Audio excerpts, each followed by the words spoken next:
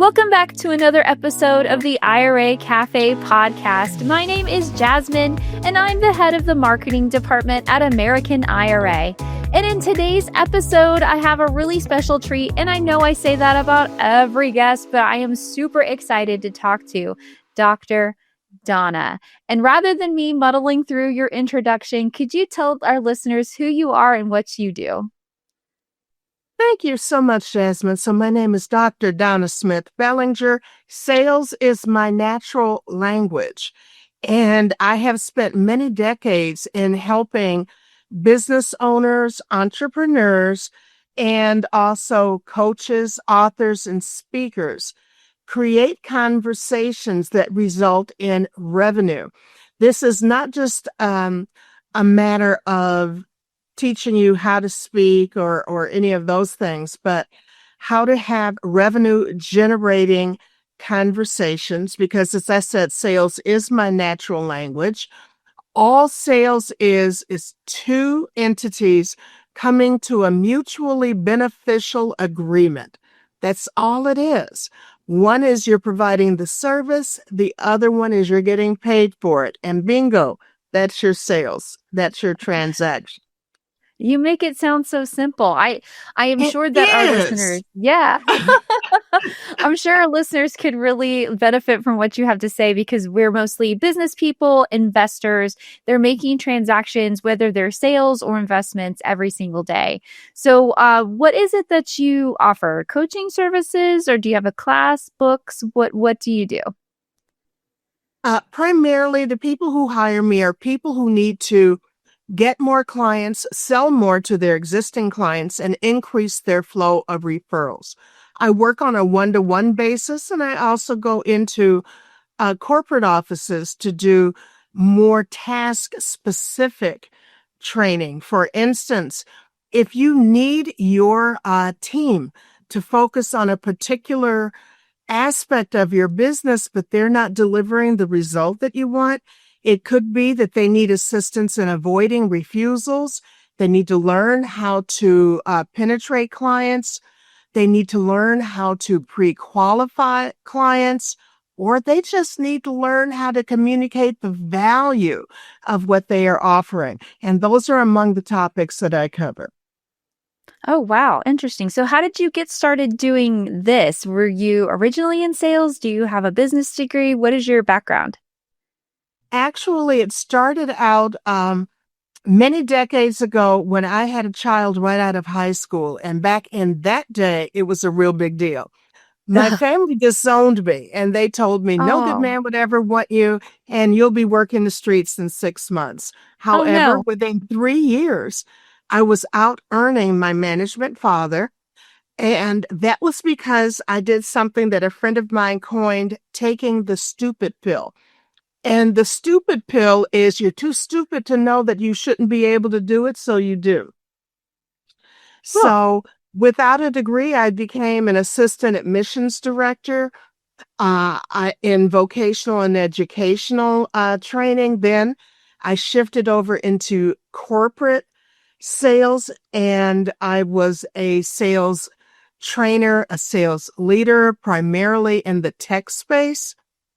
I've always been very, very involved in working in economic development. So I worked with, I'm in Chicago, the mayor's office on gang relations. I worked with minority business development groups, women's business development groups, a variety of the alphabet soup that we all know is out there. And eventually I co-founded a tech firm that specialized in data security. However, when I got to be in what I call my middle earlies, some of this stuff here, I decided that what I really wanted to do was work with business owners and others who were not able to shorten the learning curve between pleased to meet you and thank you for your business. And it's a very simple path. But because we listen to certain experts who make it more complicated than it has to be, we were not always able to translate that into revenue.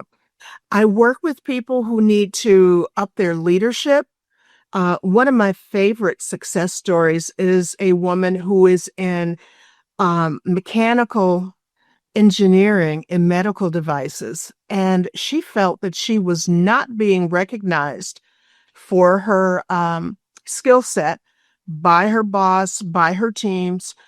And when she and I worked together, we discovered that she was not communicating her value into the listening of the people that she was addressing. That's a sales conversation. We shifted the way she communicated with the managers and the other decision makers within the company. And we shifted the way she communicated with her teams and her peers. So she went from being completely overlooked to raising her revenue by 30% in less than 2 years and working with small projects to working with global projects, including with the government. And that is just a testimony to how these sales conversations go beyond the transaction. Oh, wow. That is super cool. Would you consider that one of your more memorable clients, or do you have another case study that's even more memorable than that? You know, she's one of my favorite people because my clients eventually kind of become family for me. Mm. Mhm. And I am very attached to teaching my people how to communicate across gender, generation, and geography. My family spans 5 generations. We're African American, Italian, Irish, Mexican, and LGBTQ+. So I have all of these diverse conversations on a very, very regular basis. I quickly, a firm that I worked with, I was doing an assessment for them, and this one was kind of a fun one for me. When I did the assessment, I said, tell me about your most recent win, something you're really proud of. And they described it to me, and I listened and I took my notes and I said, okay, my gift to you, would you like to know where you left $40,000 on the table? Ooh. And of course they said, yeah, we'd like to Uh, know that. And I told them, and what it amounted to was they did not completely penetrate that particular client.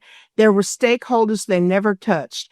They were so glad to make the initial sale, they picked up their toys and ran out of the room without doing their due diligence to discover the other opportunities that laid there. And so that turned into an extended engagement with them. wow. $40,000. Like, here you go. That's this is where you Here it can find is. it. This corporation had a lot of money, but they had one contact. And when they dealt with that one contact and got the yes, they were like, yay, and whoosh, right out the door. Mhm. No, it's who else is going to benefit from this? Who else Mm. do I need to talk to? Who are the other stakeholders? What do you have coming up in the next 3 months, 6 months, year? And we don't always take the time. And even if you're doing B2C, it's just saying, okay, who do you know who has a similar challenge Mhm. without making it sound like they're working for you, because none of us are looking for an additional job. Right. But what we do want to do is be of service to others. And if you don't ask, you don't get. You already don't have it. What have you got to lose? Yeah. That's true. That's true. I think it's true in most things in life, right? You don't know what you have until you ask. Mm-hmm. So I'm going to ask you a couple questions I like to ask all of my podcast guests, and it's past, present, and future. So could you give us a piece of advice that you would give that young mother, your past self? What would you tell her now? I would give her the quote that I love from Eleanor Roosevelt, which is never allow anyone to tell you no who does not also have the authority and the power to tell you yes. Hmm. Far too often we take that no and we accept it without doing the necessary penetration and determining if this individual is truly the decision maker in this particular transaction. Wow. That's pretty cool. How do you think So this is probably something you might have even thought about. How do you think she would have taken that advice, your younger self? Do you think that you would have made some other decisions differently? Or do you think you just would have carried the advice along in your life? I think I would have made some different decisions because there were too many times that I allowed the statements of other people to determine how I felt about my competency. And I can give you an example. There was one meeting that I was in with peers.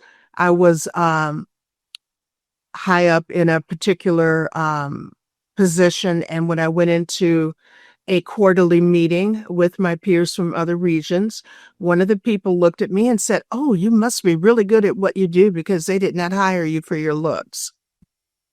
Well, I kind of let that get in my head for the amount of time it took me to get back to my office. But Mm. once I got to my office, I was angry. And I Hmm. said, "You know what? You don't get to occupy real estate here." Yeah. I shared that comment with my team, and I had such a relationship with my team, and I had this face, but I was working in Wichita, Kansas, and my team was made up of cowboys and pickup trucks. Oh, golly. And they made it their business to beat that person's numbers every single month, regardless to the effort that it took. And Wow. that's when you know that you are leading and that you are supporting. It wasn't because I said, "I need you to do this." It was because of the leadership I had demonstrated and the respect that they gave to me, that they wanted to go ahead and to do that. So once I got out of my own head, yeah. Yeah. That's I'm sitting here going, yes, I do that. I ruminate. I am in my own thoughts and not in the moment. So that brings me to the present, staying in the moment. Where can people find you, or interested listeners, where can they find you and how can they contact you today? And what are you currently doing? Do you have any books, new courses, new initiatives? What is in the present that's exciting for you?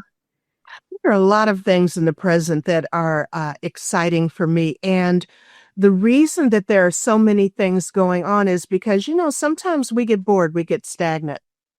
And the two words that I use the most when I am speaking to my audiences and to my clients, my two favorite words are "what else." So when I ask, "What is your goal? What is your big audacious goal? Where you want to be in 3 months, 6 months, whatever?" And they tell me what it is. I go, "Okay, so bink, it's done. What else?" And they tell me something else. And I'm like, "Okay, that's done. Now, what else?" And I ask myself the same things. So I recently launched a new book. The book is based on one of my favorite workshops, and it is called "Sales is Not About Wait and See. Do you want to get paid now or eventually?" And that's a collection of some of my favorite talks. Another thing that I'm doing is I am expanding my speaking. So if you have need of a speaker who is not going to put your audience to sleep, I am definitely your girl for doing that type of a job. Yeah. And that could be on leadership, motivation, or sales. And then, of course, I work with individuals. Wonderful. Awesome. We got a shot of your website. So interested parties can contact you there at your website. Do you have like a LinkedIn or other social media as well? I am on LinkedIn. And I'd love for you to reach me there if you'd like to have a conversation. Simply go to www.askdsb.com. Ask DSB. Ask DSB. Awesome. Love it. Finally, in the last few minutes, what do you see in the future? Normally, I have business people or investors as guests, and I say, what trends socially, politically do you see are coming down the pipe for your business? If you want to answer that, or what are your plans for the future? That would be an alternative question. So let's talk a little bit about the future. When I talk about the future, here's what I'm taking a look at.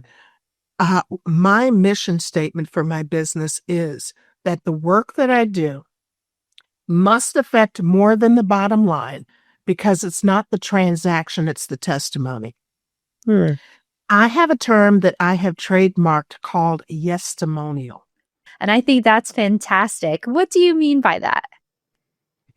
A yes-timonial is a very specific way to create a recommendation or a testimonial. Fortunately, I have over 40 recommendations currently on my LinkedIn profile. And the formula for that is very simple. It is, first of all, where were you at the time that you sought my expertise? What was the challenge? Secondly, what did you discover or implement while we were working together, or what I also call the aha moment? And then thirdly, it's going to be, what was the result? Now, like I said, I've got over 40 of these yes-timonials on my LinkedIn profile. And when you read through them, and I hope you will, you're going to see specific results. You'll see things like retained a high net worth client, won an award as a result of working with Dr. Donna, increased my close rate. When someone reads these things, they're like, yeah, that's what my challenge is. I guess I need to maybe call Donna and have a conversation. She can solve that. These are the Fantastic. types of things that you want to have in your recommendations, and not that you were nice, you were knowledgeable, you were easy to talk to. You're supposed to be those three things. They're paying you, but what they want is for you to be the expert and the solution provider. And sometimes we get so hung up in our head, we drink that Kool-Aid. Mhm. Another thing that I love, love, love doing is working with people who are leaving corporate and or the government, because there's a big exodus going on right now, and they Mhm. don't know how to position their expertise into a different sector. And I help you to craft those types of discussions without dragging the baggage and the jargon from your previous life into the conversation with people who really don't care. Okay. Mm. Mhm. They don't care what committees you served on. They don't care a whole lot about the college you went to or a lot of this other stuff where you drink the Kool-Aid and you're kind of like, aren't I wonderful? What they want to know is, can you solve this problem? And if you can, what is proof of concept? What is your case study? Wonderful. I love that. So solving a real need, not just this has been fantastic. Yeah. I love Yeah. that. That's amazing. So in the last few minutes, is there any parting wisdom? Let's pretend I'm a new business owner or a young lady, which I am, aspiring chief marketing officer one day. What sort of advice do you have for someone like me? Okay, if I was talking to a chief marketing officer, the first thing I would say is you need to make friends with the sales department Ah, because you speak two different languages. yes. You're speaking in algorithms and they're speaking in solutions. And those two things need to come together. So the reason I picked on you a little bit with that is because, like I said, don't drink the Kool-Aid. Don't think that your way is the only way.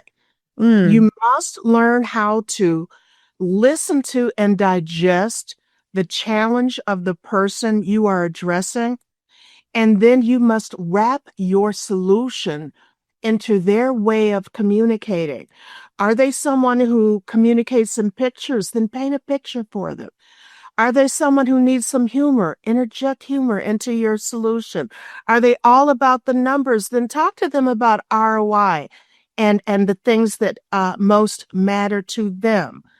Because as I said before, this is all about having two entities come to a mutually beneficial agreement. You've got the solution and you've got the transaction. And that's what sales is. hmm. There you go. Wow. Well, thank you, Dr. Donna. A lot to think about, and I hope There was some advice for our business people and investors to help them make more money to be able to invest. And we really appreciate you being here. I would love to have you back again as a guest, maybe in a few months. But please check out Dr. Donna and Dr. Donna on LinkedIn and Dr. Donna's website for more information. Thanks so much for joining me. It's been really fun. Thank you so much for having me. Now it's time for the IRA Cafe Q&A section, where we answer a question from a listener or a viewer of the podcast. And today's question, we get this a little bit, not as frequently, but what is a self-directed HSA and how does it work? Well, luckily, there's a recent blog post at americanira.com. If you go to the website, at the top is the resources tab, and you can see all of our recent blog articles. We post 2 to 3 blogs every single week. There's an answer to what is a self-directed HSA and how does it work. HSA stands for a health savings account. Did you know that you can self-direct your contributions to your health savings account and make that money grow in those investments? There's a whole bunch of information here on the website, recently on the blog, all about a self-directed HSA and what you can do with it. If you have more questions, please feel free to contact us at americanira.com or give us a call at 866-7500-IRA. American IRA, LLC, a North Carolina LLC, acts as a third-party administrator for New Vision Trust Company, a state-chartered South Dakota trust company. As a neutral self-directed IRA administrator, American IRA does not recommend or endorse any investments, individuals, or entities, including financial representatives, promoters, or companies. American IRA and the IRA Cafe are not responsible for other statements, representations, or agreements, nor do we evaluate the quality or profitability of any investment. American IRA does not endorse guests on the IRA Cafe podcast. Guest opinions are their own and do not necessarily reflect the views of American IRA, its subsidiaries, associates, or custodian. Participation in the podcast is voluntary and no compensation is provided. American IRA is not a fiduciary and cannot offer financial advice. Please consult your CPA or another professional before making financial decisions.